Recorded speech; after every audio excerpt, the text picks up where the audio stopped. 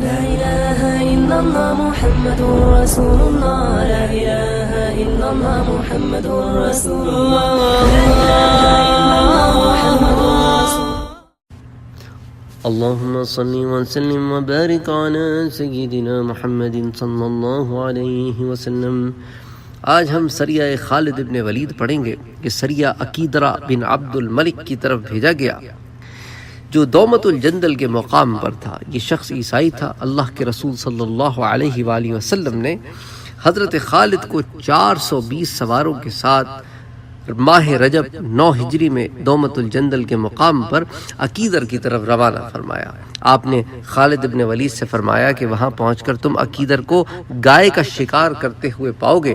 حضرت خالد مدینے سے روانہ ہوئے یہاں تک کہ وہ عقیدر کی حویلی کے قریب پہنچ گئے اور حویلی نظر آنے لگی۔ یہ ایک چاندنی رات تھی اور فضا بھی صاف تھی۔ اس وقت عقیدر اپنی بیوی کے ساتھ مکان کے بالا خانے میں تھا۔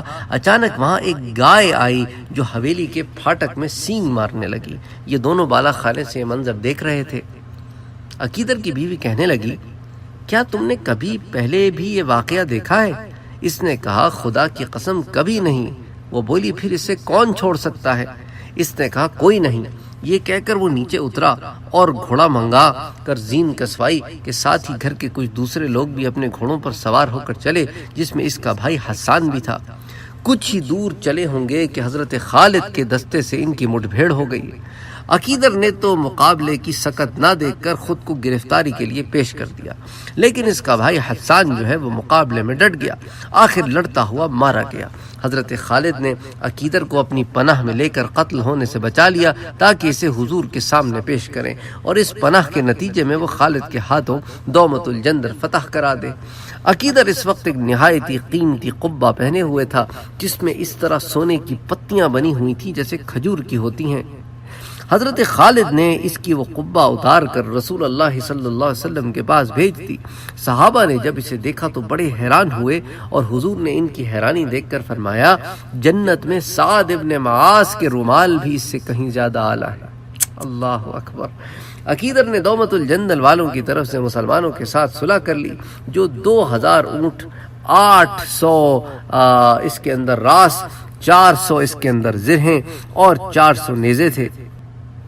اس کے بعد حضرت خالد وہاں سے عقیدر اور اس کے بھائی مسعد کے ساتھ مدینے کو روانہ ہوئے اور عقیدر کے ساتھ حضور صلی اللہ علیہ وسلم کی خدمت میں حاضر ہوئے۔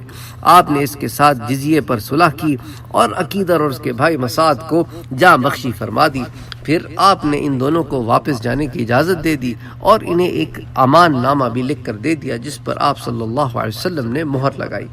اس امان نامے کا مضمون جو ہے وہ علماء نے نقل کیا ہے، اس کا ایک حصہ ہے ہمارے پاس، وہ ہم آپ کے سامنے پیش کر دیتے ہیں کہ بسم اللہ الرحمن الرحیم۔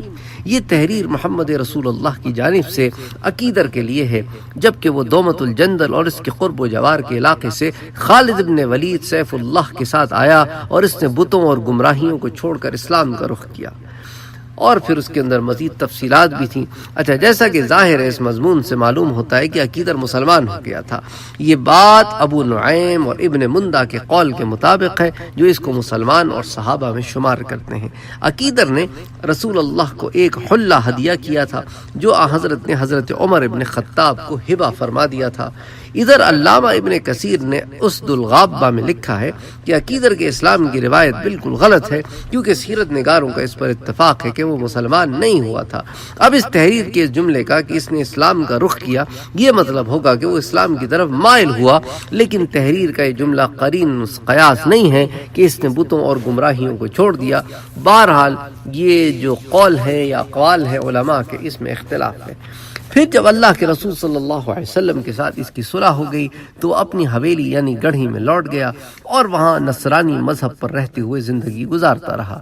پھر حضرت ابو بکر صدیق رضی اللہ تعالیٰ عنہ کی خلافت کے دور میں حضرت خالد نے دوبارہ حملہ کر کے اس کی گڑھی کا محاصرہ کیا پھر اس کو قتل کر دیا کیونکہ اس نے معاہدے کی خلاف ورزی کی تھی۔ علامہ ابن کثیر علامہ بلازری کے حوالے سے لکھتے ہیں کہ جب عقیدر حضور کے پاس آیا تو اس نے اسلام قبول کر لیا، مگر پھر حضور کی وفات کے بعد یہ مرتد ہو گیا، جس کے نتیجے میں عراق سے شام کے علاقے میں لوٹنے کے بعد حضرت خالد کے ہاتھوں ہی مارا گیا۔ اب اس قول کی بنیاد پر عقیدر کو صحابہ میں شمار نہیں کیا جا سکتا، ورنہ تو ہر اس شخص کو صحابہ میں شمار کرنا پڑے گا جو حضور کی حیات میں تو مسلمان ہو گیا اور آپ کی وفات کے بعد مرتد ہو گیا، جبکہ ظاہر ہے یہ بات کوئی شخص تسلیم نہیں کر سکتا۔ چنانچہ علامہ ذہبی نے عمارہ ابن قیس ابن حرس شیبانی کے بارے میں لکھا ہے کہ وہ مرتد ہو گیا تھا اور حضرت ابوبکر کی خلافت کے زمانے میں قتل کیا گیا، اب وہ ہر لحاظ سے صحابہ کے دائرے سے خارج ہو گیا۔ وما علینا الا البلاغ۔